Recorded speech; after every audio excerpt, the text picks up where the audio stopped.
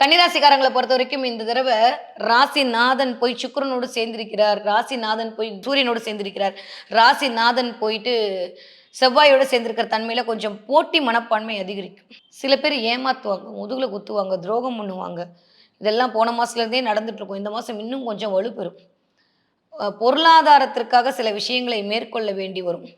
2ஆம் வீட்டு அதிபதி போயிட்டு குருவோட பார்வையில இருக்கிறது ரைட்டா? தப்பா? அப்படின்னு பார்த்தோம்னா, அது வக்ர குருவோட பார்வையில இருக்காரு. கொஞ்சம் எனக்கு தெரிஞ்சு அ பெரிய ப்ளஸ்ஸ குடுக்க போற மாரி தெரியல. ஸோ கன்னிராசிக்காரர்களை பொறுத்தவரைக்கும் இந்த தடவ கால் வைக்கிற இடம்லாம் கண்ணி வெடியா இருக்கப்போது பார்த்து கால் வைக்கணும். அவ்வளோதான். ஒரே வார்த்தையில சொல்லட்டுமா? நம்ம பாஷையில சொன்னா அப்படிதான். அதனால கொஞ்சம் கவனமா இருக்கணும். யாரையும் நம்பி சில விஷயத்த உண்மைன்னு நம்பிட்டு உட்கார்ந்திருக்க கூடாது. அவங்க சொல்றாங்க, இவங்க சொல்றாங்க, இது கிடைச்சிரும், அது கிடைச்சிரும் நம்ம ஏதாவது ஒண்ணு நெனச்சுட்டு இருப்போம். ஆனா, அவங்க கடைசி நேரத்தில நானா சொன்னேன் அப்படின்ற மாரி போயிடுவாங்க.